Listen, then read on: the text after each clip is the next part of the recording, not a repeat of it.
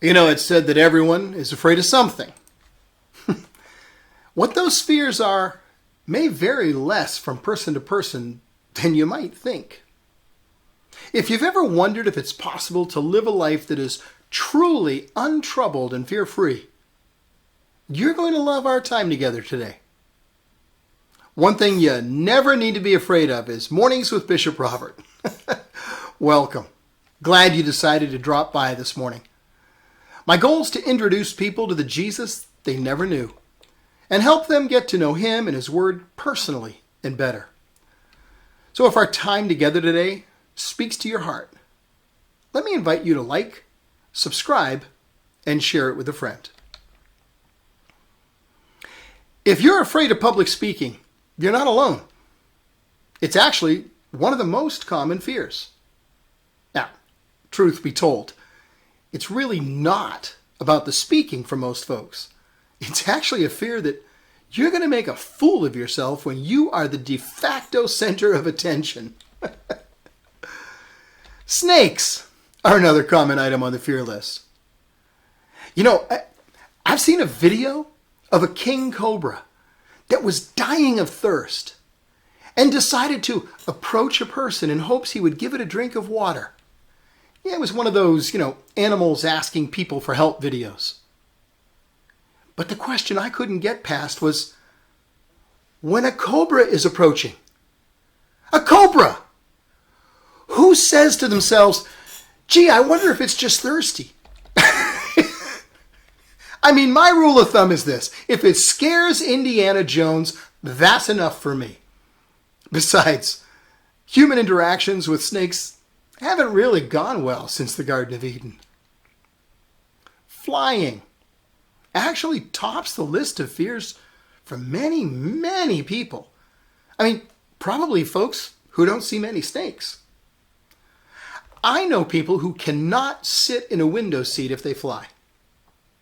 I know people who have flown, had a wonderful experience, and still say they'll never fly again.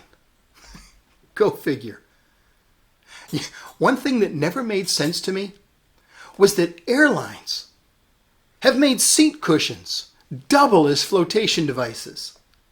I always giggle a bit inside when the flight attendant tells us that in the event of a water landing, I can hug the seat cushion to my chest after exiting the aircraft. Trust me, if the plane I'm in crashes into the ocean, no one is going to want to touch what I was sitting on, let alone hug it to their chest. Today's verse says, don't let your hearts be troubled. Trust in God. Well, the first lesson I'd like us to draw from that verse is that it's a directive from Jesus. He's the one who says, don't let your hearts be troubled. Now, do you know why that's important? Because when Jesus tells you to do something, contained within the instruction is the very power we need to do whatever was said.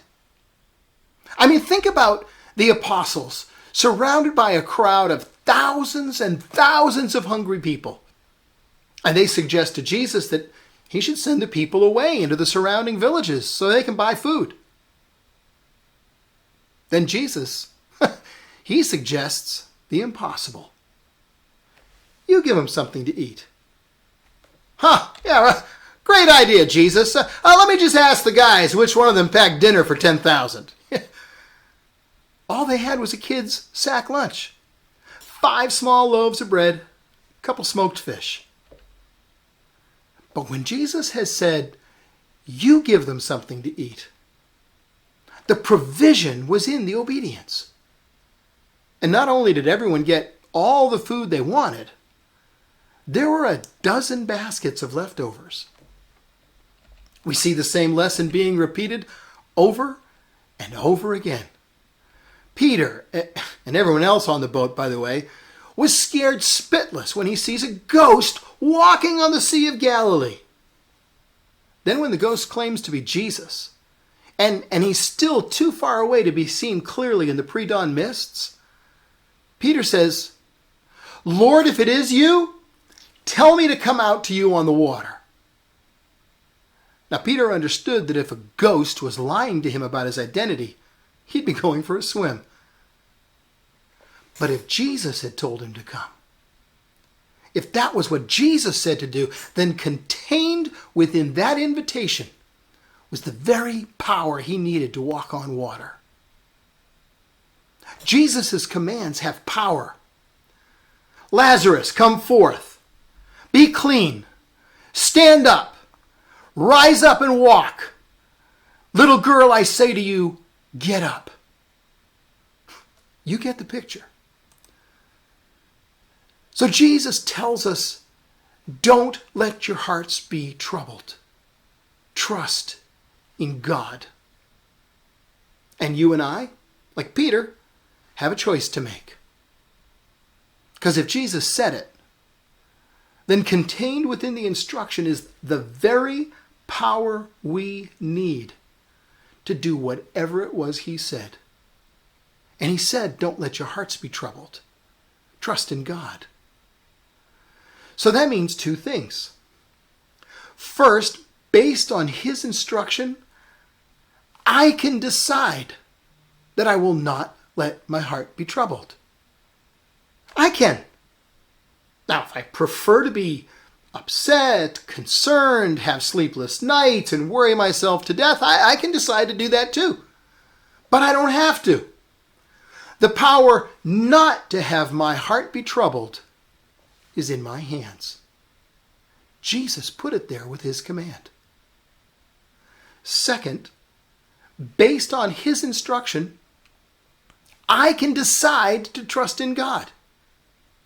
And if I make that choice, then I'll have an untroubled heart.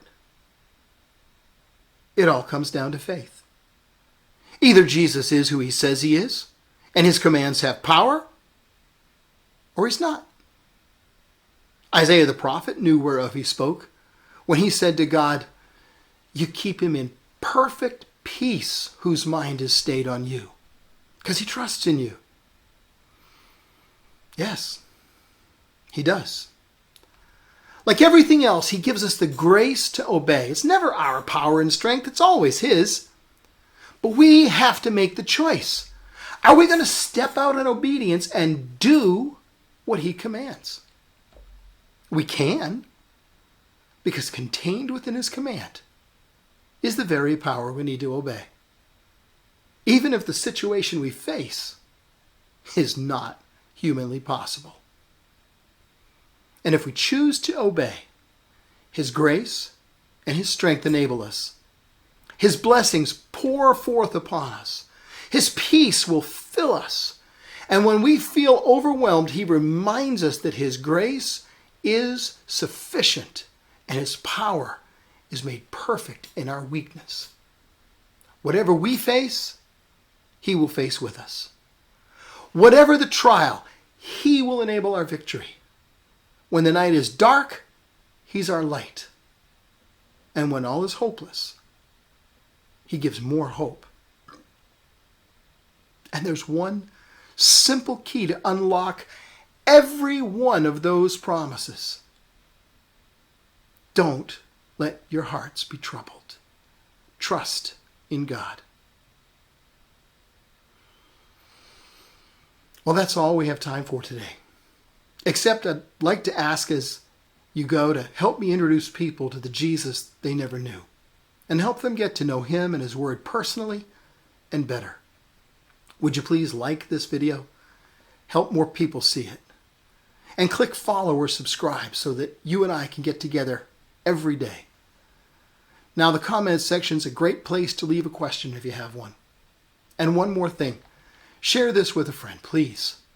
Because as you do, you're part of the team touching hearts all over the world with the love of Jesus. Thanks for helping.